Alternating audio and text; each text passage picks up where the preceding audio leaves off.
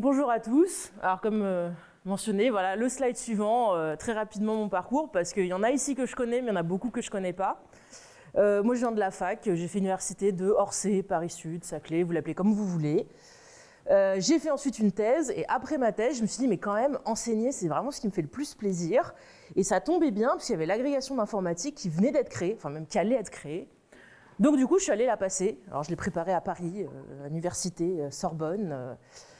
Et après cette agrégation, en fait, on m'a proposé un poste d'agrégée préparatrice à l'ENS Rennes. Alors encore une fois, bon, c'est les termes techniques de l'ENS. L'agrégé préparateur, qu'est-ce que ça veut dire? Que je suis prof agrégé, que j'ai été affectée dans le supérieur à l'ENS. Donc c'est un peu comme Prague, sauf qu'ils ont échangé l'ordre des lettres. Et qu'au passage, ils ont diminué le service. J'ai non pas 380 et quelques heures, mais plutôt max 196 et même 140 à Rennes. Donc ça me laisse le temps de faire de la recherche, comme un maître de conf, c'est-à-dire que principalement j'encadre des doctorants et des stagiaires. Mais du coup, je suis dans une équipe de l'IRISA qui s'appelle Sushi. Alors c'est même une équipe hébergée à Centrale Supélec, comme ça j'ai plein de liens. Mon site perso, c'est un lien qui est cliquable et les slides seront sur le site de Lumini d'ici la fin de la journée, donc voilà. Et mon adresse mail si besoin. Alors, comme le département informatique de l'ENS paye mon séjour, et y compris, si j'ai bien suivi, contribue à diminuer le prix des vôtres, du coup, on m'a demandé de vous rappeler gentiment que bon, c'est un peu tard pour vous convaincre d'envoyer vos élèves au concours chez nous, il paraît que c'est un peu passé. Par contre, on a le système d'admission parallèle où les élèves peuvent candidater sur dossier. Alors, les deadlines varient en fonction des ENS, mais à Rennes, il y a même jusqu'à juillet, parce que l'idée, c'est d'attendre largement le résultat des admissibilités et même un peu les oraux. Donc, n'hésitez pas. Voilà. C'est complètement en parallèle, ça ne change absolument rien. Les résultats des écrits ou du concours n'influent pas sur le dossier et vice-versa. Donc, c'est vraiment à ne pas hésiter. Et notamment, on a un peu la même problématique qu'Olivier discutait hier, sauf que c'était plus dans le supérieur, mais de dire qu'on aimerait bien avoir plus de femmes. Donc on a quelques initiatives. La première, c'est que maintenant, toutes les femmes boursières qui ont donc droit à une allocation l'auront quand elles viennent sur dossier, sans limite, alors que normalement on n'a que 3 allocations à distribuer. Et on a commencé à organiser des réunions en non-mixité pour que les personnes non majorées, en minorité, puissent discuter entre elles. Et ça aide beaucoup. Et oui. Non, les élèves normaliens sur concours, ils sont fonctionnaires stagiaires. Et pour compenser un peu, ceux qui sont boursiers, ils ont droit à une allocation qui est presque égale au salaire du... Mais ils ne sont pas fonctionnaires stagiaires, ils n'ont pas l'engagement sous 10 ans. Et c'est quand même pour essayer de compenser un peu et qu'on n'ait pas des étudiants qui sont payés et d'autres qui sont en galère complète. Alors, un très court disclaimer. J'ai eu des urgences familiales, je n'ai pas pu passer autant de temps que j'aurais pu sur mes slides. Donc, si à la fin, ils sont un peu plus rapides, voilà, je vous prie d'avoir un peu d'indulgence. Mais j'ai essayé de faire au mieux. Du coup, on rentre dans le vif du sujet. Ah oui, ici, j'ai quand même oublié de préciser, quand j'ai passé l'option d'agrégation, c'était en option pratique, parce que moi, ce que j'aime, c'est programmer, écrire du code et tout ce genre de choses. Et donc, c'est comme ça que je me suis retrouvée assez naturellement à faire une thèse où on parlait de... Enfin, déjà avant ça, je faisais une thèse où on parlait de tests et où j'ai écrit beaucoup de code. Et donc là, actuellement, dans la préparation à l'agrégation, je suis notamment la prof de génie logiciel. Donc, c'est moi qui ai la lourde tâche de faire comprendre aux étudiants que tester son code, c'est pas mal. J'ai plusieurs d'ailleurs activités dans les slides qui sont toujours signalées par ce petit mot-clé. Typiquement, on va pas avoir le temps de le faire là en live, mais un exercice, une activité que j'ai tirée de ce livre-là, c'est on donne la spécification d'un programme. Donc on dit juste aux étudiants, le programme il a 3 entiers, quelques informations sur ce qu'est supposé faire le programme, et on leur demande de réfléchir. Quel test est-ce que vous proposeriez et donc d'écrire sur un bout de papier tous les tests auxquels ils pensent pour cette spécification donnée. Et alors derrière, on fait les comptes. Donc il y a une liste de plein de critères sur les tests qu'on aimerait voir, les tests qu'ils devraient avoir vus. Et il y a un point par critère. Alors, il y a les cas évidents. On va vouloir tester un programme qui détermine si des entiers représentent un triangle. Donc, on va lui donner un triangle valide, un triangle pas valide, et ainsi de suite. Mais en fait, comme un triangle isocèle, il y a plein de possibilités. Du coup, en fait, si on veut tout tester, il faut qu'on teste toutes les permutations possibles. Et puis, en fait, on va aller vérifier aussi aux limites. Donc, on a une condition d'inégalité. On va aller tester juste avant, juste après.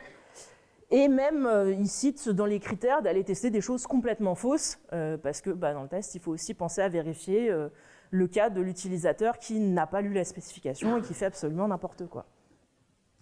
Et donc, alors c'est pas moi le résultat, mais en moyenne, les gens ont à peine la moyenne. Enfin, en moyenne, les gens ils ont 7,8 sur les 14 critères. Le message étant que du coup, c'est compliqué de penser à tous les tests et naturellement, tant qu'on n'a pas tant qu'on ne s'est pas forcé à faire l'exercice, on ne va pas forcément y arriver. Alors, je suis allée regarder. Oui. Le résultat 7,8, c'est le nombre moyen de tests que les gens ont proposés qui étaient dans cette liste. Le nombre de points qu'ils ont eu, on leur donne un point par critère. Donc, ils doivent trouver les critères. Ouais, ils ont les critères. Oui. C'est pas le nombre de tests qui sont réussis par rapport à un point. Non. J'ai essayé de faire ça cette année, d'avoir écrit moi plein de programmes avec qui cassaient sur chacun des trucs et puis ensuite de leur demander de me donner les tests et de vérifier que leurs tests trouvaient que mes programmes étaient cassés. Mais ça m'a demandé beaucoup d'ingénierie et en fait personne n'avait respecté l'aspect que j'avais demandé et ça marchait pas vraiment. Donc ça donnait quand même un bon exemple de lire les consignes et faire ce qu'on demandait. Mais bon. Alors comme voilà, donc on me dit faire une présentation prof de prépa. De toute façon, moi les programmes, je les connais aussi parce que donc je suis allée vérifier dans les programmes. J'ai fait un contrôle F test. Alors dans le programme de MPI, c'est là que ça apparaît 3 fois, tout à la suite. Dans le programme de tronc commun, ça apparaît une fois avec exactement la même formulation. Et dans le programme d'option, vous allez peut-être que j'ai mal cherché, mais quand moi j'ai fait contrôle F test, il m'a dit que ça n'existait pas. Mais bon, quand même, à partir de ces 3 points, j'ai vaguement tiré un guide qui ressemblera au plan de la présentation.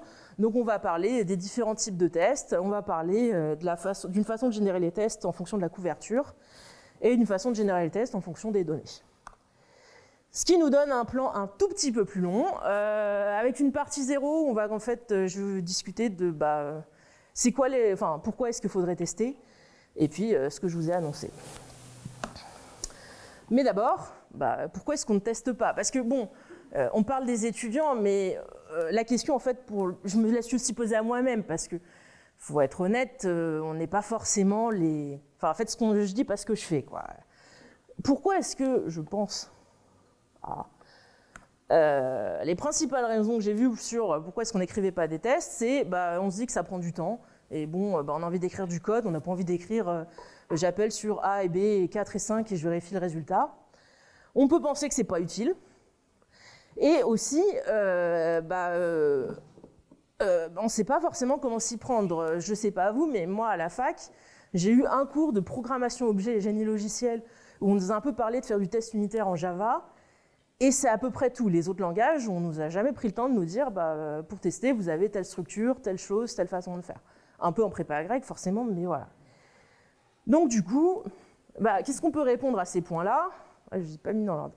On ne teste pas parce que c'est inutile. Alors là, j'ai un peu cherché, mais j'ai même pas eu besoin trop de chercher. Ça, c'est 3 titres d'articles en lien avec 3 bugs qui ont eu lieu, y compris en 2024. C'est bien parce que c'est très clickbait. Mais pour ceux qui... Donc, on les appelle souvent les tartes à la crème, c'est les exemples qui reviennent régulièrement quand on dit tester, c'est bien. Ariane 5, c'est qu'ils avaient repris un morceau de code d'Ariane 4 qui gérait la vitesse, sauf que la vitesse d'Ariane 5 est bien supérieure à celle d'Ariane 4. Et du coup, il y avait un débordement sur la valeur des entiers et la vitesse devenait négative, ce qui ne marche pas très très bien. Mars Orbiter, ils avaient 2 morceaux de code, un écrit par des Américains qui prenaient des inches et des choses comme ça, et un écrit par des Européens qui étaient raisonnables, qui prenaient des mètres et des centimètres, et quand ils échangeaient des messages, ils ne parlaient pas dans le même langage, pas dans les mêmes unités, donc ça marchait moyen. Et très récemment, on a tous vu CrowdStrike, c'était la grande panne qu'on appelait la panne Microsoft en 2024, qui a paralysé une partie du monde. Et tout ça parce que ils n'avaient pas testé que quand ils envoyaient trop d'entiers dans un tableau, enfin quand ils envoyaient un tableau trop grand par rapport à ce qu'ils avaient prévu, ça a cassé tout. Donc même eux, ils reconnaissent que s'ils avaient fait des tests, ça serait probablement pas passé. Du coup, en fait, c'est quand même bien les tests pratiques pour détecter des erreurs, à la fois quand on a écrit du code, même juste quand on a réfléchi avant d'écrire notre code. Alors on dit que ça prend du temps, sauf que en fait, oui, ça prend peut-être un peu plus de temps d'écrire au départ des tests, mais bon, le cas classique qu'on a tous vu, c'est j'ai écrit aucun test, j'ai fait mes 2 heures de TP, à la fin je lance sur exécuter et ça marche pas. Il y a un segfault à la première fonction, mais comme c'est un segfault, je ne sais pas d'où ça vient et je passe toutes mes... en fait plus rien parce que mes 2 heures sont finies à essayer de débugger et de trouver mon problème. Donc ouais, ça prend du temps, mais tout débugger d'un coup, c'est encore quand même plus pénible. Donc ce serait bien de tester au fur et à mesure. Et on ne sait pas comment s'y prendre. Justement, là, j'essaie de partager un peu avec vous ce que je peux faire avec mes étudiants pour les encourager, pour leur donner les pratiques de test. Et puis après, c'est ouvert à la discussion. Si vous avez d'autres idées ou autres, n'hésitez pas. Ah oui, et mention spéciale, alors ça, personne ne me l'a avoué, mais je pense qu'il y en a quand même. Ils se disent que s'ils ne testent pas, ils ne trouvent pas de bug, et s'ils ne trouvent pas de bug, c'est qu'il n'y a pas de bug. Bon, non, ils peuvent... Des bugs, il y en a, et puis c'est tout, quoi. Même s'ils ne les trouvent pas. Voilà. Et première activité, alors là, je ne vais pas pouvoir vous donner le sujet parce que ce n'est pas moi qui l'ai écrit, mais on a fait un TP sur le test vraiment axé où on donne aux étudiants du code avec des erreurs, à la fois du code source et juste le binaire, comme ça ils n'ont que la spécification, c'est à eux d'écrire les tests, et on leur dit maintenant trouvez les problèmes dans ce code. Donc par exemple, le projet Corridor de Serge pourrait commencer par, on leur donne le code qu'a écrit Serge et on leur demande de trouver des erreurs dedans. Je dis pas qu'il y en a, il faudrait les insérer automatiquement. Donner une fonction. Mais voilà, je trouve que c'est intéressant avant même de leur faire, enfin pas forcément avant même, mais indépendamment de le faire tester à leur propre code, les confronter à du code dont on leur dit qu'il y a des erreurs dedans. Comme ça, ils sont obligés de se... Alors il y en a quand même qui vont dire j'ai pas trouvé d'erreur, donc c'est qu'il n'y en avait pas, mais bon, généralement il suffit de leur dire si, en fait il y en avait, continuez à chercher. Alors, le test, du coup, donc tester, c'est là que ça devient aussi un peu, ça suit avec l'activité du tout début. Tester, c'est spécifiquement exécuter un programme dans le but de trouver des erreurs. C'est pas je teste pour vérifier s'il est correct, c'est faut partir du principe qu'il y a des erreurs. De toute façon, c'est à moins qu'il fasse 5 lignes ou de programme, c'est quand même souvent le cas. Et donc, un test réussi, c'est un test qui trouve des erreurs. C'est un peu comme un test médical. Si l'examen médical il dit qu'il n'y a rien alors que vous avez mal, il y a un problème. Après, qu'est-ce que c'est une erreur ? C'est dès que le programme il se comporte différemment de ce à quoi on s'attend. Voilà. Donc, à la fois, il peut ne pas faire ce qu'on attend de lui, il peut ne pas renvoyer ce triangle est équilatéral quand on lui donne un triangle équilatéral, mais il peut aussi faire des choses qu'on n'attend pas de lui. Dire ceci est un triangle alors qu'on lui a donné des caractères, par exemple. Donc, il faut tester vraiment sur tout, à la fois les entrées attendues et les entrées inattendues. Et les attentes, c'est la spécification. Donc ça peut être 4 plus 3 égale 7. Ça peut être ce programme renvoie une erreur quand je fais un pop sur une liste vide. Ça peut juste être le programme ne crache pas. Là, c'est une spécification qui est généralement commune tout le temps. On s'attend à ce qu'un programme ne crache pas. Maintenant, comment est-ce qu'on fait un test ? Généralement, il y a 3 étapes. On met en place le contexte dans lequel on veut faire le test, ce qui est assez important parce que si je ne signalise pas ici ma structure de données à la file vide, je vais tester sur on ne sait pas quoi. On fait une action et on fait une assertion. On vérifie le résultat. Et le truc qui est bien et qui est bonus ici, c'est une petite spécification. Dans les critères tout à l'heure, le dernier 14e critère, c'était est-ce que pour chaque test, on a écrit une petite ligne qui rappelle qu'est-ce qu'on attend comme résultat. Ça permet de relire, de trouver, de comprendre ce qui se passe quand on prend le code de quelqu'un d'autre. Maintenant, un autre critère en termes de vocabulaire sur le test, c'est qu'on va s'intéresser à qu'est-ce que c'est, quel est l'objectif, qu'est-ce qu'on veut tester. Donc on va avoir 2 types, principalement les tests fonctionnels, ceux qu'on a l'habitude de voir, est-ce que le test fonctionne comme on veut, est-ce que il correspond à sa spécification, quand je donne à mon triangle, à mon détection de triangle 3 entiers, est-ce qu'il m'envoie la bonne valeur. Et alors sur ce type de test, on a plein de catégories qu'on a souvent beaucoup entendu parler, comme les tests unitaires, les tests d'intégration, les tests système. Je trouve que même moi, souvent j'ai l'impression que ça se confond facilement en fait, ces types de tests. Et je trouve que même si le cycle en V c'est vieux et c'est des cycles de développement à l'ancienne qui sont encore utilisés, mais le rappeler, ça permet de fixer les idées sur ces 3 types de tests, en particulier unitaire, intégration, système, parce que, alors je ne sais pas s'ils ont été conçus pour le cycle en V, mais en tout cas, ils sont très organisés, ils vont avec. Et donc, quand on a des fonctions séparées, qu'on fait chaque composant dans son coin, c'est le test unitaire. Quand on commence à brancher les composants entre eux, on vérifie s'ils interagissent bien, s'ils ont les bonnes réponses, si je les branche l'un à l'autre, c'est le test d'intégration. Et quand je vérifie dans l'ensemble si tout mon programme, tout mon outil final fait ce qu'il est supposé faire, c'est le test système. Donc le parallèle marche plutôt bien. Et après, il y a d'autres types de tests fonctionnels. On peut faire des tests de propriété où on vérifie vraiment sur une propriété précise sur du code. Les tests de non-régression qui sont un sous-ensemble. Enfin voilà, il y a plein de types de tests différents toujours. Sinon, ce serait pas drôle. Mais ce ne sont pas les seuls types de tests. Nous avons aussi tout ce qui va être test non fonctionnel. Donc on va s'intéresser à autre chose que est-ce que le programme fonctionne. Généralement, c'est des tests qui ne vont pas être critiques, mais ça va être par exemple, est-ce que quand j'exécute mon code, il prend 1 heure à tourner ou 5 minutes? Est-ce qu'il mange toute ma mémoire ou est-ce qu'il est raisonnable? Donc ça, ce sera la performance. Et on peut aussi parler, alors moi, la sécurité, c'est aussi un peu mon domaine, enfin mon dada. Donc les tests d'intrusion qu'on voit souvent dans pratique dans le monde de la sécurité, ça va être tous les tests où l'utilisateur va se placer comme un attaquant. Donc il va chercher à casser le programme, à lui faire quelque chose qu'il n'est pas supposé faire, à faire fuiter de l'information. Et ça va être des tests assez particuliers où on n'est plus en train de chercher absolument tous les bugs possibles, mais est-ce qu'il y a une erreur quelque part qu'on peut exploiter pour aller faire des choses malicieuses?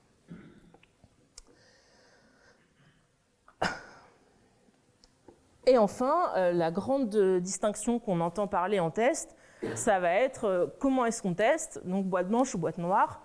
Boîte blanche, on a toute la connaissance du code, on a le code source sous les yeux et on est capable de se dire, là par exemple, je vois que j'ai un if et je vais essayer de faire les 2 branches de mon if. Et notre objectif, idéalement, c'est d'exécuter absolument tout le code. Versus, en boîte noire, on n'a aucune information, on sait juste la spécification, et là, l'objectif, c'est d'exécuter sur toutes les entrées, idéalement. En pratique, on va faire autre chose.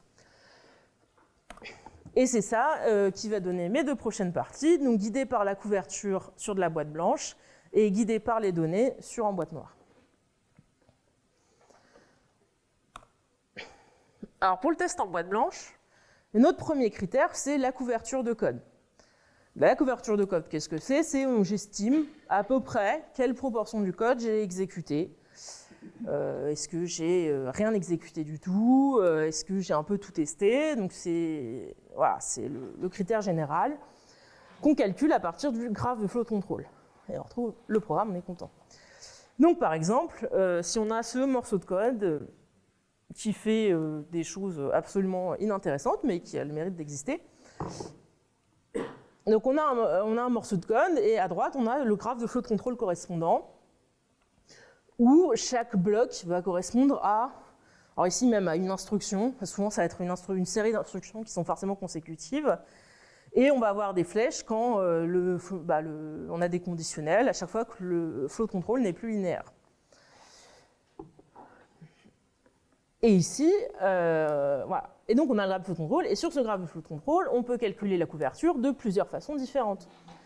Par exemple, on peut regarder la couverture des lignes. On va dire, j'ai bien couvert mon code si j'ai réussi à exécuter toutes les lignes de mon programme.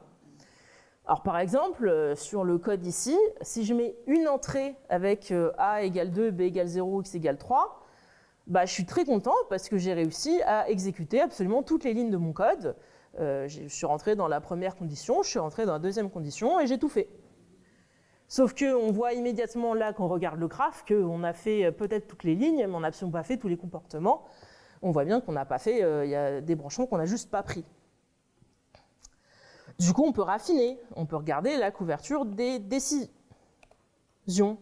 Où là, c'est là que le graphe de flow de contrôle devient intéressant, parce qu'on va aller regarder à chaque fois qu'il y a une arête, un branchement sur notre flow de contrôle, et on va regarder est-ce qu'on a pris chaque branche. Donc là, à nouveau, bon, c'est plus raffiné que le critère précédent, mais à nouveau, là, j'ai un exemple où, avec mes deux tests rose et violet, j'en ai un qui fait la première condition et pas la deuxième, un qui fait pas la première et la deuxième, et donc à la fin, j'ai un joli graphe où j'ai bien surligné toutes mes arêtes, je suis contente, j'ai tout exploré, sauf qu'en fait, non, j'ai pas exploré tout, parce que je n'ai jamais exploré ACE et je n'ai jamais exploré ABCDE. Donc, voilà. On peut continuer à raffiner. Alors, on a encore d'autres critères. On va passer rapidement. On peut aussi faire sur les conditions. On va aller identifier, on va aller analyser chaque condition qui est dans une, enfin, tout ce qui est dans une conditionnelle, et essayer d'identifier un peu à chaque fois quels sont les cas. Donc, par exemple, quand j'ai A supérieur à 1 et B égale 0, je vais tester à la fois sur A supérieur à 1 et A inférieur ou égal à 1, et puis sur B égale 0 et sur B différent de 0. Donc je vais essayer un peu de titiller toutes les conditions à chaque fois que j'ai un test booléen, essayer d'avoir à la fois le vrai et le faux. Mais encore une fois, là, on n'a absolument pas donné de critères sur faut tout explorer, on a juste dit qu'il faut tester un peu, essayer de faire vrai ou faux pour chaque fois qu'on a un test booléen. Et donc là, on a un exemple qui est tout à fait valide, qui, encore une fois, n'explore qu'une petite partie du programme. Mais souvent, en fait, on va, entre guillemets, se suffire d'une couverture de ligne ou à la limite d'une couverture de branchement, parce que il existe encore des couvertures plus compliquées, plus précises, mais plus ça va être précis, plus ça va être compliqué à calculer. Un exemple tout simple, entre guillemets, la couverture des chemins qui revient à dire, sur mon graphe, je vais regarder si j'ai bien pris tous les chemins possibles, donc si j'ai pris ABCDE, ABCE et ainsi de suite.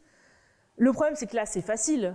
J'ai 4 chemins, j'ai un nombre très petit de chemins, ils sont courts. Donc, dire que j'ai tout exploré, ça va assez vite.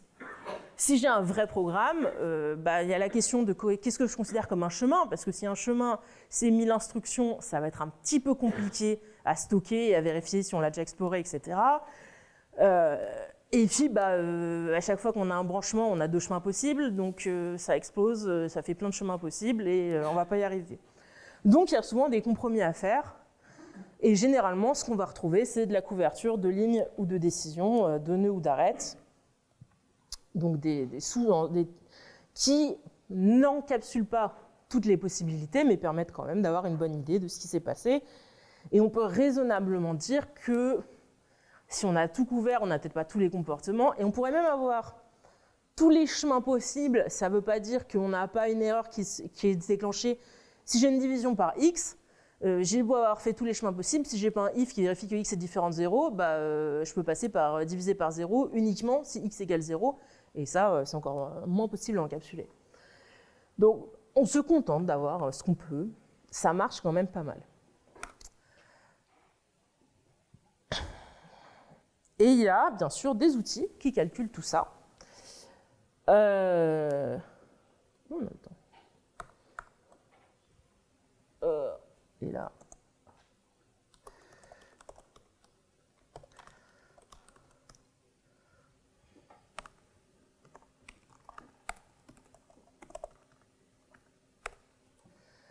Donc par exemple, si j'ai le code Python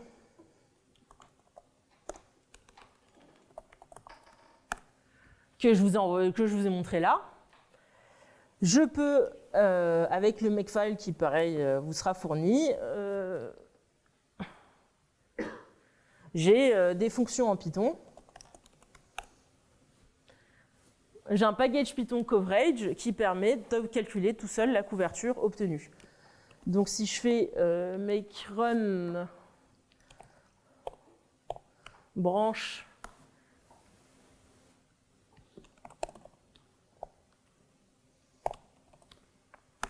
merci Python.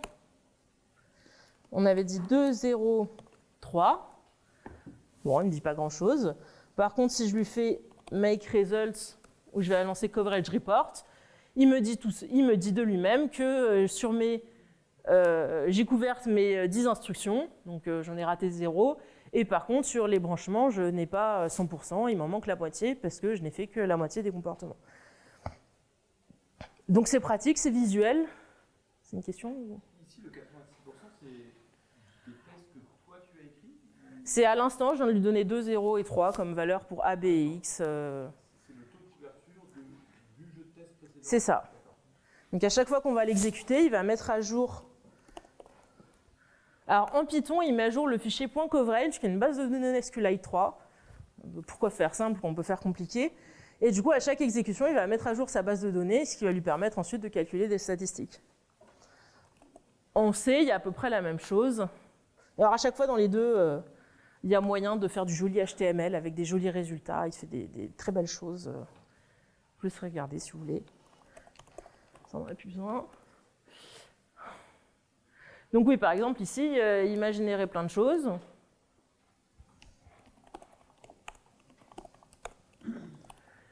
On compile. Alors, en C, il faut compiler avec des options, contrairement à Python. On l'exécute, par contre, normalement. Toujours 2, 0, 3. Et là, si je lui demande la couverture pour les branches, pareil, il a fait par rapport au test que je viens d'exécuter. Et sur ce que je viens d'exécuter, il a fait 100% des lignes, 100% des fonctions, et seulement 3 des 8 branches qu'il a identifiées. Tu peux réafficher le programme?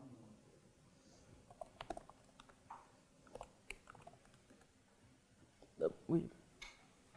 Et donc là, on l'a appliqué avec 2, 0. Ouais.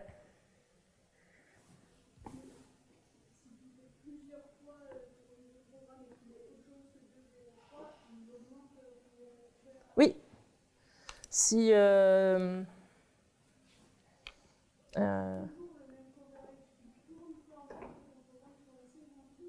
non, là c'est avec Gcov.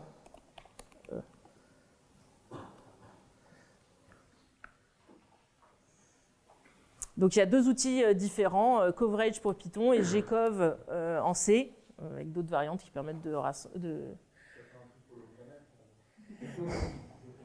J'ai pas encore trouvé, j'ai pas très bien cherché. Ça existe probablement pour Camel, mais c'est surtout pour mesurer la couverture du Camel, il faudrait tester le Camel. Oui.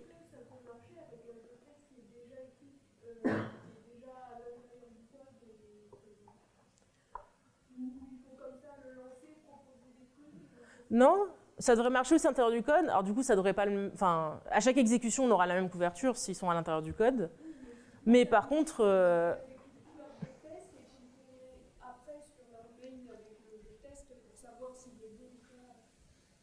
Oui, oui. La question, c'était est-ce que ça fonctionne aussi, non pas en mettant les tests à la main, en exécutant, mais si les tests sont inclus dans le code. Et il n'y a pas de raison, parce qu'à chaque fois... Enfin, oui, a priori, ça devrait très bien fonctionner, parce que de toute façon, il va regarder qu'est-ce qui a été exécuté. Et si les tests ils sont dedans, il va dire, il va considérer quand même que c'est à l'intérieur du code. Et il va voir si les tests ont été exécutés ou pas. Et du coup, en fonction de si les tests sont exécutés, enfin, ce qui exécute les tests dans la fonction, il devrait dire la fonction, ce qui a été exécuté ou non. Pardon. Et du coup, il y a moyen de cibler une fonction en particulier si on ne peut pas le faire sur tout. Typiquement, si on a plein de trucs dans le code qui ne sont pas les morceaux du programme d'intérêt, regarder uniquement la couverture sur une petite partie ou... Tel quel, ça ne doit pas être possible. Il faut probablement, mais ce qui est de toute façon une bonne pratique, séparer. Enfin, si on sépare le code en fichiers, ouais.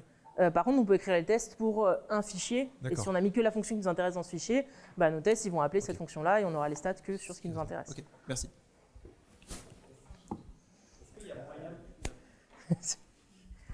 Est-ce qu'il y a moyen de... Parce que là, ça nous affiche un pourcentage, mais de savoir exactement ce qui a été couvert. Oui. Alors, lequel va être le plus simple ?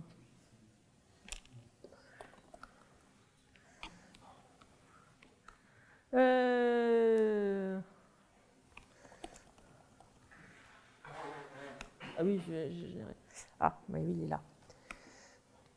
Les deux, à la fois Python et C, ont une interface qui génère du HTML où il fait un joli récapitulatif. Alors, il dessine pas non plus le graphe, faut pas exagérer, mais il est capable de dire que sur le premier branchement, on a pris un cas et pas l'autre. Alors lui, il regarde même, en C, il est même allé identifier sur la condition le fait qu'il y a un et ou un ou, et du coup, il donne le résultat sur chacune des conditions de la conjonction de la disjonction pour dire si elle a été prise ou non.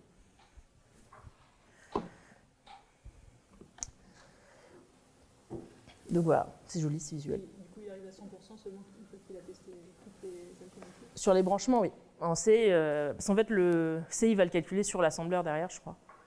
Et du coup, il arrive à 100% quand il a tout exécuté. Mais là, il n'est pas content parce qu'on n'a pas tout exécuté.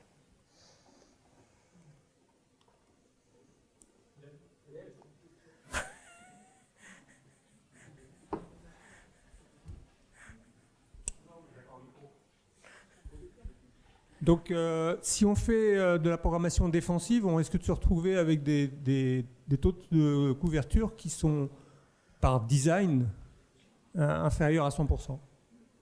Tu comprends ce que je veux dire? Oui. Bah après, ça dépend comment on fait notre programmation défensive. Si on l'a fait avec des asserts, ils ne devraient pas considérer que c'est des branches différentes.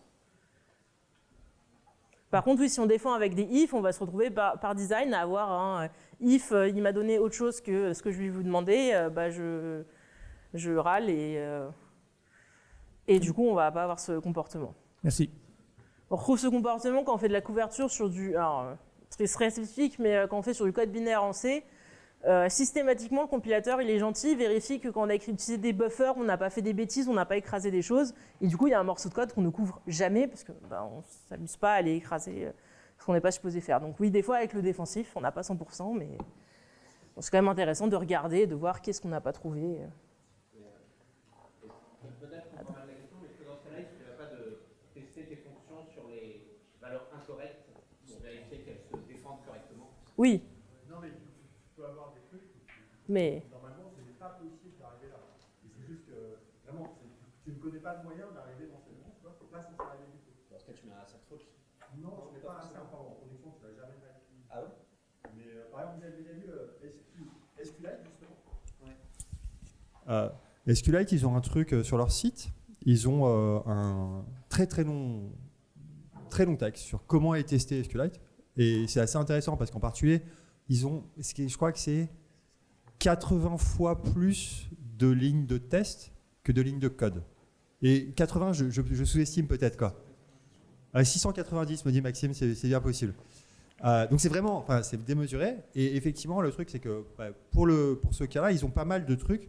Donc évidemment, ils sont à 100% de couverture sur tous les trucs que tu peux imaginer.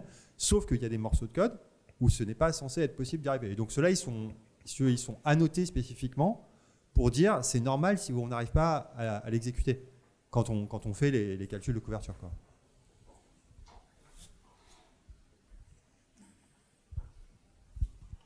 Alors il semblerait que pour le OCaml, il y a un truc qui s'appelle bisect ppx qui existe et qu'il le fasse. oui, C'est pas exactement la même chose. C'est un peu différent. Il faut écrire des tests. Il faut écrire du code, c'est des tests. Tu peux pas avoir ton code et le lancer comme ce qu'on a vu là. Ah. Non. Tu peux le lancer à la main et dire 2 par 3. Vous avez perdu.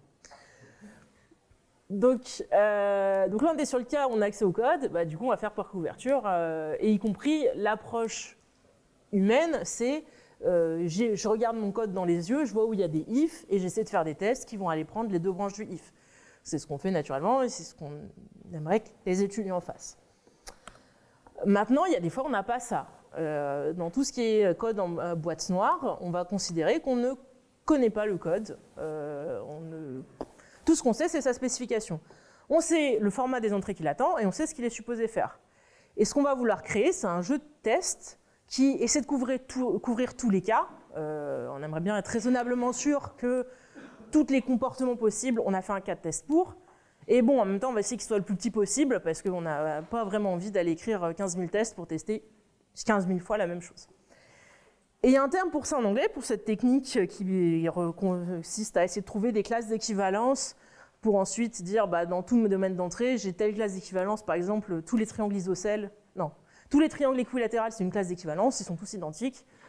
Et donc, je vais tester sur un triangle équilatéral et je vais avoir fait toute ma classe d'équivalence. Et donc, en anglais, ils appellent ça le equivalence partitioning. Et moi, j'aime bien quand même les termes français. Du coup, j'ai fait ce que j'ai fait d'habitude. Je suis allée sur Wikipédia, je suis allée sur la page en anglais, j'ai fait langue. Et bon, on n'a pas de page en français, donc on n'a pas... Wikipédia, en tout cas, n'a pas de terme français officiel pour equivalence partitioning, mais tout va bien. En allemand, eux, ils en ont un. Et alors, j'ai fait ce slide avant la discussion d'hier soir à table, où on a parlé de l'allemand qui fabrique des mots. Mais voilà. Bon, en français, on n'a pas encore trouvé. Alors, partitionnement par équivalence, ça pourrait marcher. Et par exemple, si j'ai ma fonction de calcul de la valeur absolue, mes entrées, c'est tous les entiers. Et puis, valeur absolue, on sait que c'est différent entre positif ou négatif. Donc, on a deux classes d'équivalence. Et on va prendre un positif, de préférence le plus petit possible, pour avoir vraiment un cas un peu limite. Un négatif le plus petit possible aussi, grand. Ouais, le plus proche de la limite. Et 0. Alors, sur valeur absolue, 0, a priori, ça ne devrait jamais faire n'importe quoi. Mais bon, on va le tester quand même.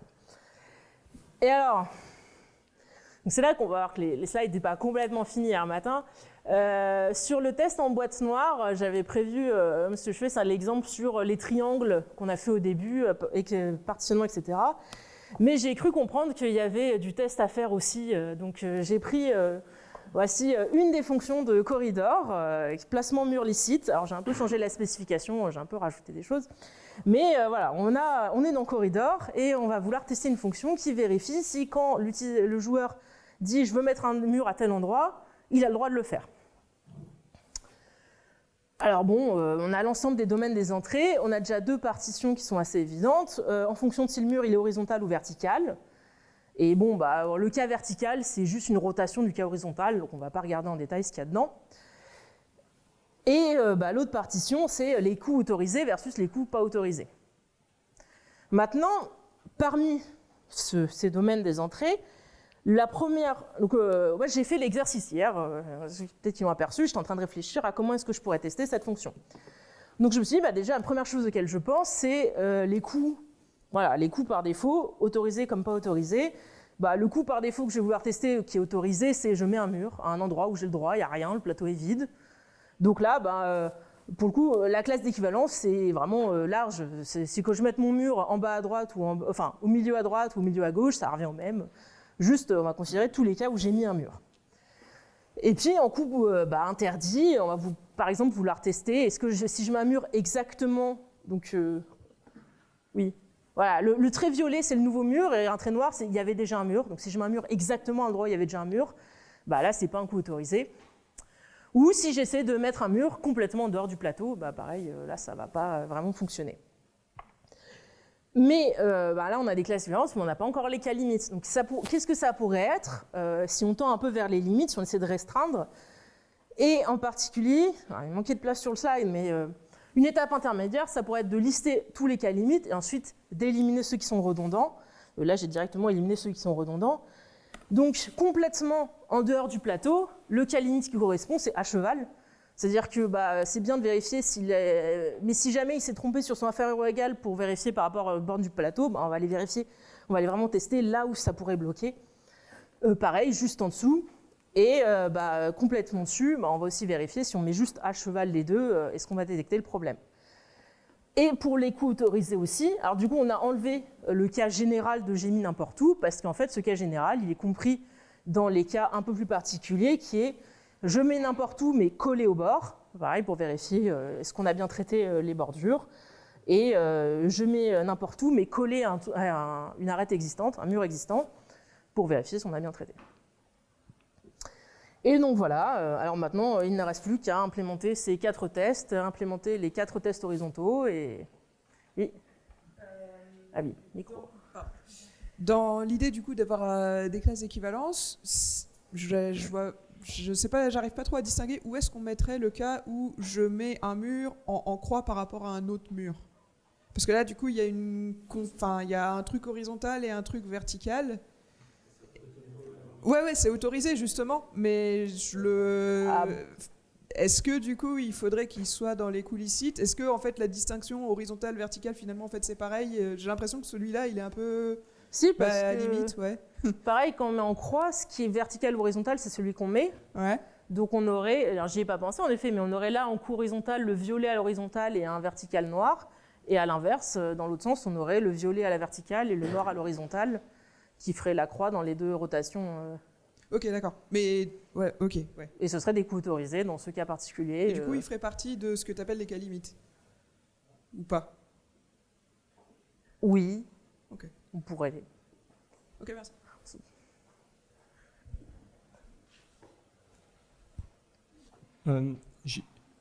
J'ai l'impression que là, quand tu décrivais un peu sur les représentants de classe d'équivalence, alors plutôt sur l'exemple d'après, sur la valeur absolue, tu disais, bon, bah, on peut en prendre 1 et moins 1 paraît. Mais est-ce que ça n'a pas du sens de randomiser tes choix dans tes classes d'équivalence aussi pour peut-être avoir des entrées qui sont pas justement pas trop spécifiques ou typiquement être sûr que tu as tous les bits ou la moitié des bits, enfin qu'il n'y a pas d'effet un peu imprévisible. Alors c'est probablement une bonne idée en effet de prendre à chaque fois le limite plus un autre. Par contre forcément ce classe d'équivalence, oui il y a forcément des tests, des bugs qu'on ne va pas détecter. Si dans le comportement interne du programme en fait ils ont fait une disjonction de cas qui n'est pas explicite dans la spécification, s'il y a des entiers qui ne sont pas traités, des bits qui ne sont pas traités, là on ne va pas forcément les trouver. Donc c'est complémentaire. Mais disons que là par exemple dans tes cas limites, en fait tu as plein de choix pour tes cas limites. Du coup l'idée c'est plus, par exemple pour les prendre des bords, tu ne prends pas toujours le même sur les bords, mais tu en tires, 5 qui sont tous sur les bords d'un côté, etc. Oui. Plus ça, mon but n'était pas de dire non, les cas limites finalement on les enlève et on fait autre chose. Mais c'est toujours après. L'autre option, c'est de tester absolument toutes les valeurs possibles. Il y a des fois où c'est raisonnable, il y a des fois où c'est pas raisonnable. Et quand c'est pas raisonnable, il faut se restreindre à ce qu'on arrive raisonnablement à considérer. Ou alors, ah non, il manque un truc. Oui, ici, du coup, quand on fait les tests, on peut voir que la spécification, que c'est moi qui l'ai écrite pour le test, elle ne précise pas qui vérifie que le joueur a un mur à poser. Alors, il se trouve que là, quand on regarde le code, c'est en effet cette fonction-là qui vérifie si le joueur a un mur à poser, mais la spécification n'était pas claire. Et puis surtout, je n'avais pas la place sur le site d'aller préciser que je voulais aussi vérifier ça comme information. Mais parfois, en faisant les tests, alors là, c'est moins... Ça peut être fait par des élèves si on dit qu'il y en a qui écrivent le code et d'autres qui écrivent le test pour le code du copain. Dans l'industrie, c'est souvent le test en boîte noire, c'est en effet, il y a une personne qui écrit les tests qui est différente de la personne qui a écrit le code. Et dans ce genre de cas de figure, la personne qui écrit les tests, elle enverrait un mail à la personne qui a écrit le code en disant attends, là il y a ça, tu ne l'as pas précisé, il faut que tu raffines ta spécification parce que j'arrive pas à bien comprendre ce qu'est supposé faire ton programme. Et ça permet aussi d'améliorer ensuite le résultat final. Et donc, voilà, donc on a dit qu'on veut tout tester, tous les cas exhaustifs, c'est un peu long. Bon, ça tombe bien, c'est pour ça qu'il y a des techniques de test automatiques qui vont s'occuper d'essayer de le faire pour nous. Parce qu'en effet, si moi je dois écrire à la main mes 15 000 tests, il en fait pour SQLite, mais j'ai pas trop le temps. Alors là aussi, on retrouve la distinction du test en boîte noire ou du test en boîte blanche. Le test en boîte noire automatique, c'est aléatoire. Je fais une suite d'entrées aléatoires, je lance mon programme dessus, j'en fais plein, je lance mon programme dessus et voilà, je prends des représentants aléatoires et j'espère que ça va... C'est pas moi ça. J'espère que ça va un peu tout reprendre. En pure boîte blanche, avec connaissance complète du code, on va retrouver des méthodes formelles. Alors l'exécution symbolique, c'est qu'on va énumérer tous les chemins possibles d'exécution et on va essayer de générer un cas de test pour chaque chemin d'exécution entièrement automatiquement. Et au milieu, il y a le test automatique sujet de ma thèse, dont certains ont déjà entendu parler en leçon. Le fuzzing. Le principe de base du fuzzing, alors ça va amener à une activité que je fais à mes élèves. Je ne parle pas du fuzzing juste pour le plaisir de parler du fuzzing, même si c'est une technologie intéressante. C'est une technologie très utilisée qui a depuis 15 ans. Alors au départ c'est en 90 que les premières personnes l'ont fait, mais ça doit faire 15 ans. Google l'utilise, Microsoft l'utilise. L'idée ça va être vraiment, je vais créer beaucoup de cas de test, de façon plus ou moins aléatoire. Je vais lancer mon programme sur mes beaucoup de cas de test, et puis je vais voir si ça fonctionne ou pas, ou si j'ai un crash. Généralement, la spécification, elle va être très simple, parce que on va pas, enfin, tout ce qui est test automatique, de toute façon, on ne va pas forcément aller encapsuler, là, je vais avoir tel résultat, on ne va pas avoir envie d'avoir des oracles ou des spécifications, on va juste voir ce qui se passe quand on lance le programme. Il y a encore une fois plein de vocabulaire. Ce qui change, c'est à quel point est-ce qu'on connaît le code du programme ou pas. Ce qui change, c'est comment est-ce qu'on crée des entrées. On peut modifier des entrées existantes ou avoir une grammaire qui nous dit exactement un fichier PDF, ça commence par tel magic byte et du coup, on recrée des PDF qui ont le bon format. On peut avoir aussi l'objectif qui varie en fonction de si on essaie juste... Donc il y a beaucoup de faiseurs, ils essaient juste de maximiser la couverture. Leur but, c'est, ils retombent sur les critères du boîte blanche.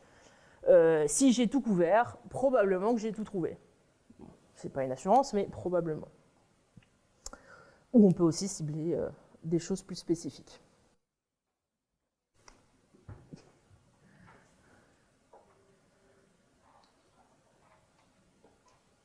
Je ne suis pas sûr de comprendre du coup la différence avec ce qui avait été présenté tout à l'heure vis-à-vis du graphe de flow de contrôle et ça, si l'objectif c'est toujours de maximiser la couverture. Enfin, qu'est-ce qui change entre les deux?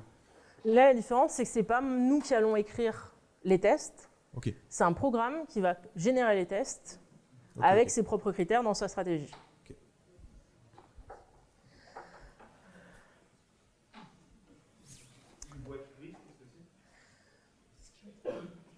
Un peu de connaissances. Alors j'en ai un exemple après, mais par exemple, il y a des phaseurs, ils analysent un peu à l'exécution pour savoir en gros ce qui a été exécuté ou pas. Donc ils ne connaissent pas le code, mais ils ont des infos sur la couverture pour chaque test. Ou alors, ils vont être passés rapidement sur le binaire et ils vont avoir identifié des mots, des comparaisons avec des entiers et ils vont dire « Ah, ça c'est intéressant » et on va les réinjecter plus tard. Donc c'est, j'ai pas tout le code source, mais j'ai un peu d'informations. C'est la plupart du temps en fait c'est ça. Généralement en boîte blanche, on pourrait faire l'exécution symbolique parce que si on a tout le code, et ben on va aller regarder tout le code, on va l'automatiser, mais c'est on va pas faire de l'aléatoire si on a tout, quoi.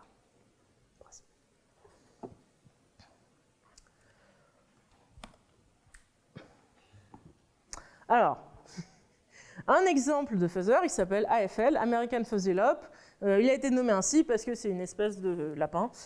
Et en fait, on va le faire au tableau, le dessin de AFL, ça va être plus simple que... Donc en attendant, il y a un lapin qui vous regarde. C'est le premier résultat Google quand on cherche American Fuzzy Lop. Si on ne précise pas test ou autre, on a droit au lapin qui est sur Wikipédia.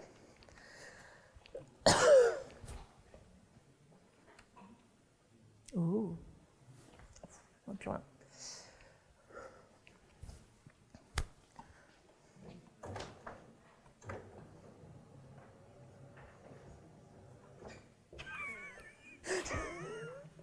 La photo ne va pas.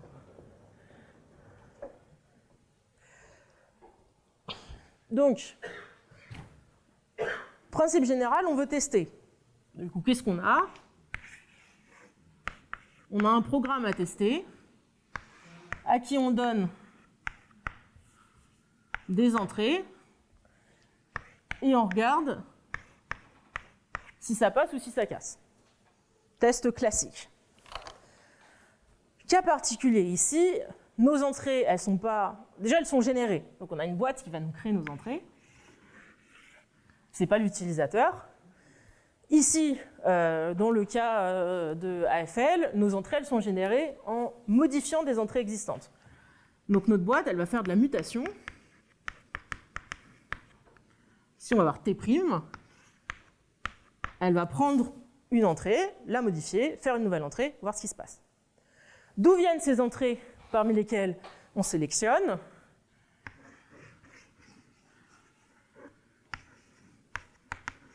On a un pool d'entrées qui est composé en partie, je veux que j'étais petite,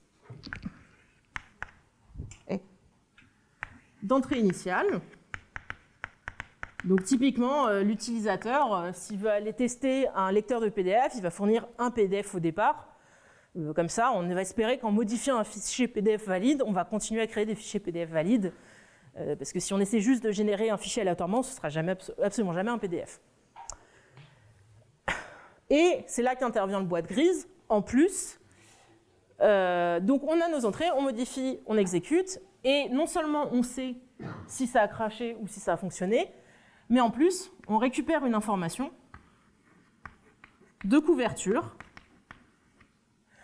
Donc, on sait, quand on exécute sur un nouveau cas test, est-ce que ce cas test a exploré une nouvelle partie du code. Bon, on verra, voilà, la définition d'une nouvelle partie est variable, mais on sait si ça a été fait ou pas. Et en fonction de si on a exploré une nouvelle partie du code, si oui, on rajoute T' à notre pool d'entrée initiale.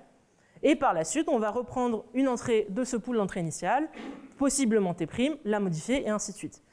Et l'idée, c'est qu'à force de tourner, à force de détecter les nouveaux cas, les nouveaux branchements, etc., on va être capable de construire un jeu de tests complet qui explore un peu tout, mais qui, on l'espère, n'est pas constamment en train de générer des cas tests qui sont juste refusés par le parseur de ce qu'on est en train de tester.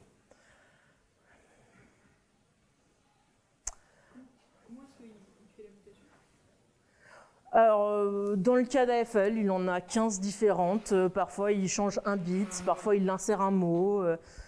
Voilà, il a aussi... ce qui est assez marrant, il essaie aussi de prendre un octet et puis il met le valeur min et valeur max en signé, non signé. Donc, il essaie de tester un peu les cas limites. Il fait plein de choses.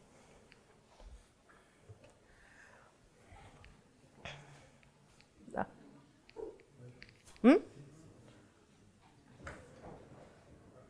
Voilà.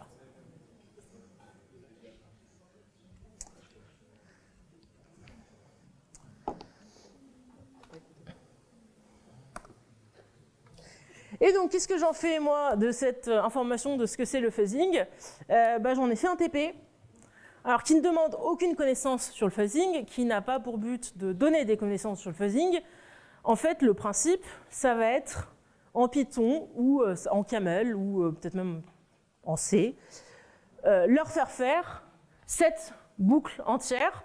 Donc, ils vont devoir faire du code qui prend une entrée, qui est logiquement un fichier, modifier, créer un nouveau fichier en ayant modifié un peu.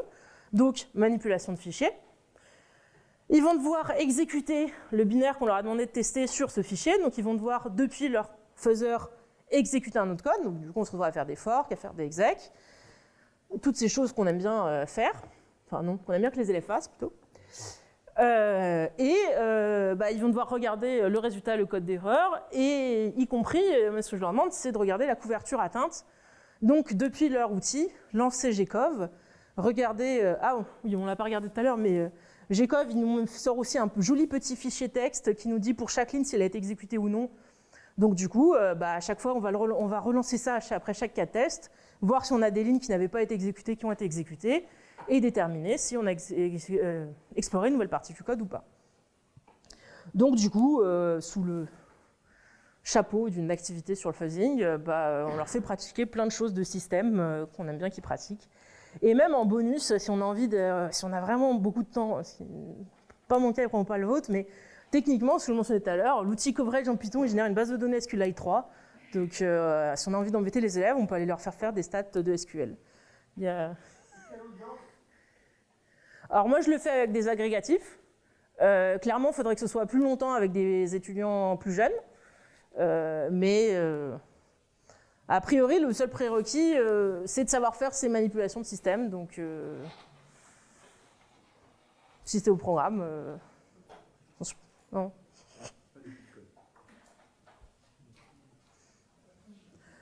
Fork. Oh là, d'accord. Oui, en plus, on peut donner des bouts et laisser faire d'autres choses.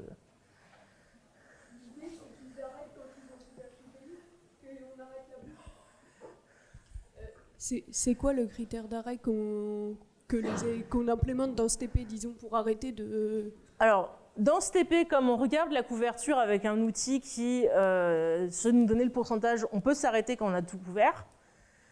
En pratique, dans la vraie vie, cet outil-là, quand il a la couverture, il sait juste ce qui a été exécuté, il ne sait jamais ce qui n'a pas été exécuté, donc il n'est jamais capable de dire « là, j'ai fait 100%. » Il sait juste dire j'ai fait tant de chemins différents et c'est à l'utilisateur de l'arrêter au bout d'un moment en lui faisant un CTRL-C et de déterminer bah là c'est bon, je m'arrête, j'ai exploré ce que je voulais. Alors ça sera plutôt le thème de demain matin, je crois. Bon, en termes de consommation énergétique, du coup, le flooding, c'est vraiment pas top parce qu'on passe notre temps à faire tourner des machines pour faire des tests pendant 24 heures, 20 fois chaque run, parce que bon, c'est pas déterministe. Alors, si on veut faire des stats un peu sérieuses, faut qu'on... Voilà. Donc, c'est pas très écolo, mais ça trouve des choses. Et voilà, on va rattraper le retard. Alors, la conclusion, bon, voilà, on a parlé du test, c'est bien le test. Dijkstra, je pense que tout le monde l'a déjà vu cette citation. Le test, c'est bien, ça montre la présence, mais pas l'absence de bugs. Ce que j'ai redécouvert en recherchant la source de cette citation hier, c'est que, pareil, la bibliographie, vous l'aurez, mais cette citation, elle est dans un rapport commissionné par le comité scientifique de l'OTAN, qui date de 1970, qui est un des deux, donc le premier c'était 69, le deuxième 70, c'est les deux rapports fondateurs du génie logiciel.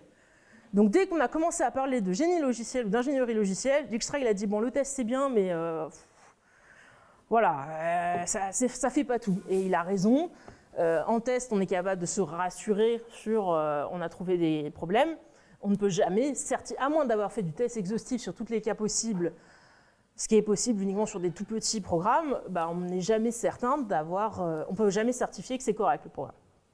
Donc pour ça, on a de la vérification formelle. C'était de savoir, est-ce qu'il disait juste du coup soyons prudents ou est-ce qu'il proposait autre chose? Alors j'imagine que lui il disait autre chose, j'avoue je ne suis pas allé regarder le rapport en détail. Par contre, en ayant fait une thèse dans un laboratoire qui s'appelle laboratoire de méthode formelle, voilà, il y a plein de méthodes qui permettent de tester tous les cas possibles, de certifier que le programme fonctionne. La plupart du temps, elles sont coûteuses. Donc, généralement, pareil, je crois que ça me parlait de code à la fin de la semaine, mais voilà, généralement, on réserve ça pour des systèmes critiques, des avions, des trains, et puis bon, le lecteur de PDF, ok, ou ImageMagick, on va juste le tester. Et même si la pratique courante, c'est le test ne... Enfin, il y a encore plein de cas, CrowdStrike en 2024, de gens qui ne testent pas assez. Donc, tester, c'est quand même pas mal. Si on testait déjà plus, même si on ne faisait pas de la vérif formelle à chaque fois, peut-être qu'on aura un petit peu moins de problèmes. Mais bon, ça, c'est plus philosophique. Et enfin, depuis tout à l'heure, je parle de test. Alors, le test, on dit que ça assure la sûreté. En anglais, c'est plus facile, c'est safety et security. En français, on dit sûreté et sécurité, puis il y a des gens qui disent qu'en fait, il faut inverser les deux termes, mais généralement, on traduit security par sécurité quand même, parce que on est un peu raisonnable. Donc, avec le test, on va se rassurer sur est-ce que le programme fonctionne comme prévu. On ne s'intéresse pas du tout à est-ce qu'il y a une personne mal intentionnée qui essaie de faire des choses qu'elle ne devrait pas faire. La comparaison qui marche bien, c'est si j'ai construit un bâtiment, un laboratoire d'informatique. La sûreté, c'est l'inspecteur qui va venir vérifier qu'il n'y a pas de trou dans le plancher et que le plafond ne tombe pas sur la tête des élèves. La sécurité, c'est est-ce que si j'ai quelqu'un qui veut voler des informations, il peut pénétrer illégalement dans le bâtiment. Donc moins il y a de bugs, moins il y a de trous dans le plancher ou de fenêtres qui ne ferment pas, moins la personne mal intentionnée, plus la personne mal intentionnée aura du mal à s'introduire. Mais en même temps, si je ne peux pas m'assurer qu'il n'y a pas de bug, il suffit que j'ai une fenêtre qui ferme mal pour que la personne puisse s'introduire. Donc du coup, il y a besoin forcément d'avoir un complément, de s'intéresser non seulement à le cas général, ça fonctionne comme prévu, mais sur des choses un peu critiques notamment, s'intéresser à un cas de figure particulier de la sécurité, de si j'ai un attaquant, si j'ai une menace qui va essayer de s'introduire, qui va essayer de faire des choses, comment est-ce qu'elle peut ou est-ce qu'elle ne peut pas. Et c'est là qu'on a les tests d'intrusion qu'on parlait au début. Et après, voilà. La sécurité en général, il y a encore 1 heure à faire. Et on n'a plus 1 heure. Mais pour conclure, tester c'est important, il faut tester. Après, faites ce que je dis, pas ce que je fais. Ma pratique personnelle, je fais des choses où c'est pénible de tester et du coup la flemme vient. Et en même temps, on se rend bien compte que des fois on écrit des bêtises et qu'on aurait mieux fait de faire des tests. Donc bon.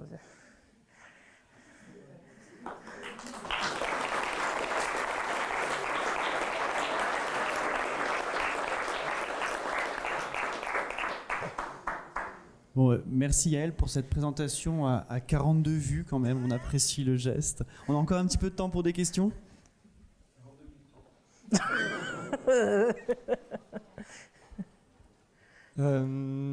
J'ai une question un peu sur l'environnement ou sur les phases, on va dire, debug et production de code. Moi j'ai une vision assez naïve où je dirais, si c'était du C, les tests, enfin la partie développement, debug, on va la faire avec les sanitizers et puis des asserts. Et puis ensuite, ultimement, si on avait un code de production, ce qu'on n'a pas forcément dans le milieu, on va dire, scolaire, on compile pas en mode debug.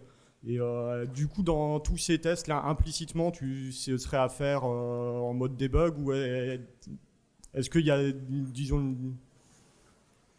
comment ça s'enseigne, quelles seraient les bonnes pratiques de ce point de vue-là, est-ce qu'il y a vraiment d'autres choses à faire ou... D'un point de vue ingénierie, oui, les tests, c'est plus en production parce que quand on a du code final, on aimerait bien qu'il n'affiche plus... qu'il fasse des jolis messages d'erreur à la limite, mais qu'il n'y ait plus besoin de le... Donc... Qu'il n'y ait plus de print coucou. Ah oui, non, il n'y a plus de... Oui, je n'ai pas mentionné, mais sur les slides de mise en place, j'ai parlé d'assertion pour vérifier le résultat d'un test. C'est vrai qu'on peut faire des prints, on le fait des fois quand on essaie de voir, quand c'est un arbre ou... Non, mais c'est pas le bon exemple, mais il y a des fois où il y a des structures où c'est compliqué d'aller faire une assertion pour vérifier le résultat du test. C'est pas la meilleure pratique, encore plus dans un univers de préparation d'élèves à des concours, comme vous et moi. Tester avec des asserts, c'est quand même bien parce que ça permet d'exécuter les tests en un clic et que tout le monde se rassure qu'il n'y a pas eu d'assert false, donc tout va bien. Et il n'y a pas à les comparer avec les petits yeux, les résultats ligne à ligne de chaque test pour vérifier si c'est bien le bon résultat.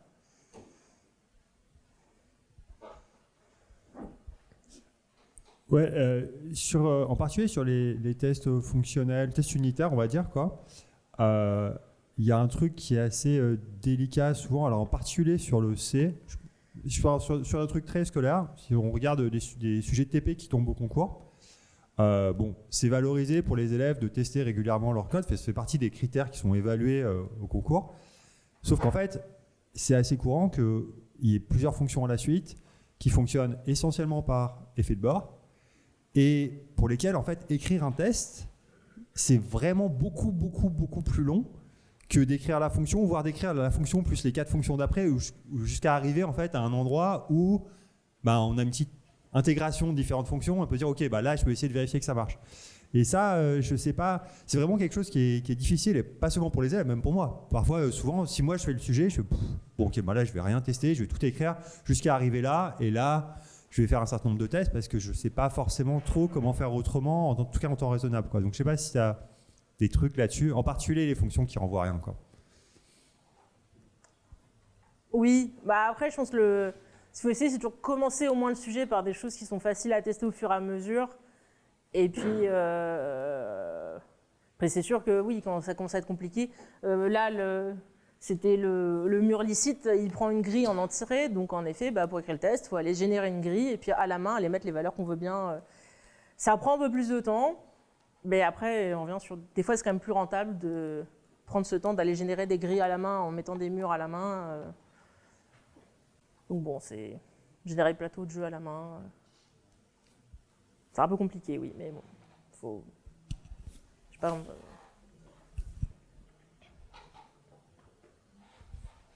C'était intéressant ce que tu dis, c'était pour donner mon point de vue sur ce que font les élèves. Moi j'ai l'impression qu'effectivement il y a souvent des fonctions difficiles à tester. Alors il y a des cas un peu extrêmes où vraiment c'est pas possible. Je pense que souvent il y a des choses qu'on peut tester dans les fonctions.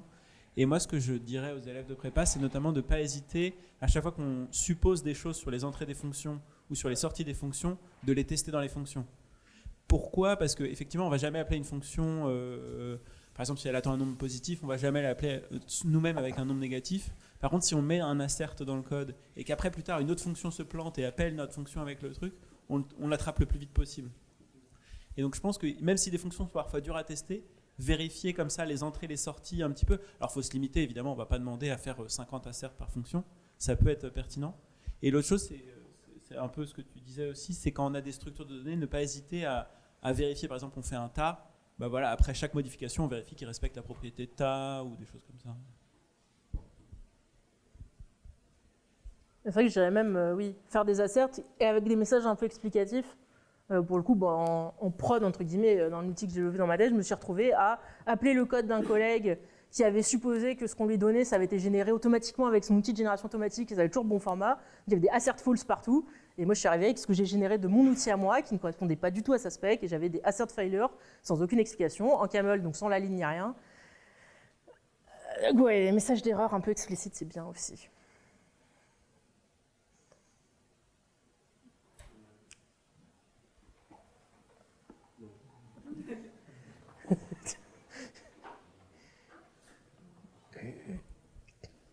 Lorsqu'on a un programme avec un if dans un for, est-ce qu'on considère qu'il est bien testé si on a fait un test qui accepte une fois le if ou un test qui accepte à chaque fois le if ou 50% du temps? Comment on fait dans ce cas-là? Oui, c'est là qu'on rentre sur la difficulté de la couverture. J'ai montré sur des if, c'est sympa. Sur des for, en théorie, il faudrait tester tous les cas possibles.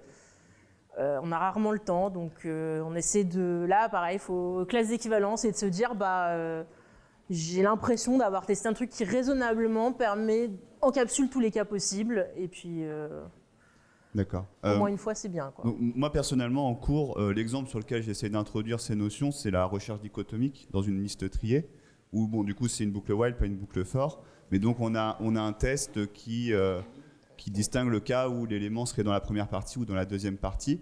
Là, quels seraient les conseils à donner pour tester ce genre de fonction? Tester du coup sur des petites listes triées et en effet aller tester explicitement une fois en première partie, une fois en deuxième partie et un cas à peu près au milieu. Et puis voilà, faire quelques tests sur des petits exemples où on contrôle ce qui se passe et voir comment ça fonctionne. Merci.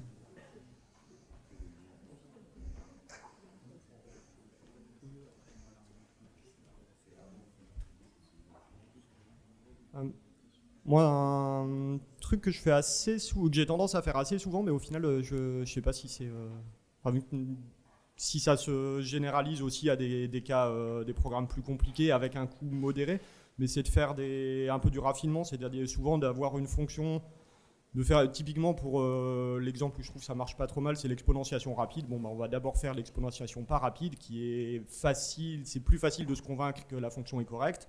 Ensuite, on implémente un algo meilleur et on va, sur plein d'entrées, simplement vérifier que les deux fonctions donnent les mêmes réponses. Oui, on peut aussi comparer deux fonctions sur des entrées aléatoires et vérifier que... Mais j'ai l'impression que c'est plus adapté pour des petits cas que tout un logiciel.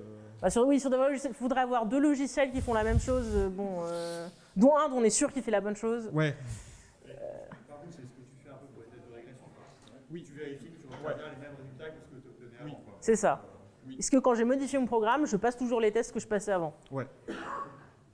Et puis avec la question de est-ce que ces tests sont déterministes, ça c'est tout un domaine de détecter quand on a essayé de faire des tests de régression qui sont en fait pas déterministes et que du coup ça nous dit que ça marche plus alors qu'en fait c'était le test qui marchait pas qui a été introduit il y a 6 mois, mais bon. Une dernière pour la haute. C'est plus au cas où il y a des tips parce que c'est quelque chose avec lesquels j'ai du mal avec les élèves. Parce que moi j'en ai, ils testent, mais ils regardent pas à partir du moment où ça s'est exécuté, c'est bon, le test il est passé et ils regardent pas que en fait le truc qui est renvoyé c'est pas du tout ce qu'on attend. Donc j'ai l'impression aux réactions derrière que je suis pas la seule. Et donc la question c'est est-ce que tu as des tips pour comment on fait pour les obliger à tester, d'accord, apparemment ils ont réussi à faire la première étape, mais prendre en compte les tests pour du coup pas continuer quoi si jamais ça marche pas. Après si on les oblige à tester avec des asserts, du coup ça crache quand ça marche pas. Ah ça ils font pas. Okay. Alors après ou alors ils ne savent pas ce que veut dire assertion failure. Oui mais ils devraient bien voir que ça ne s'exécute plus là. Leur programme il fait rien. Ils sont forts pour s'auto-provoquer que si ça a compilé c'est bon. Oui, bon, alors là, on revient à l'autruche. Non, okay, j'attendais pas de recette miracle, mais si jamais tu avais une idée à laquelle j'avais pas pensé.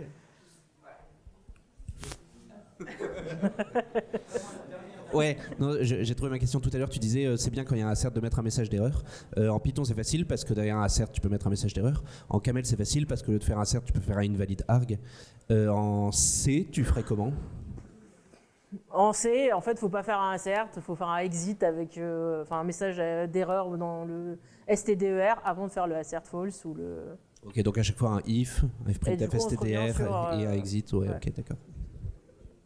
Ce qu'on est supposé faire à chaque fois qu'on fait un malloc, normalement, on est supposé faire un if, vérifier qu'il nous a pas envoyé null et faire un message d'erreur et exit si c'est le cas. Alors, tous d'accord. Ok, bah merci.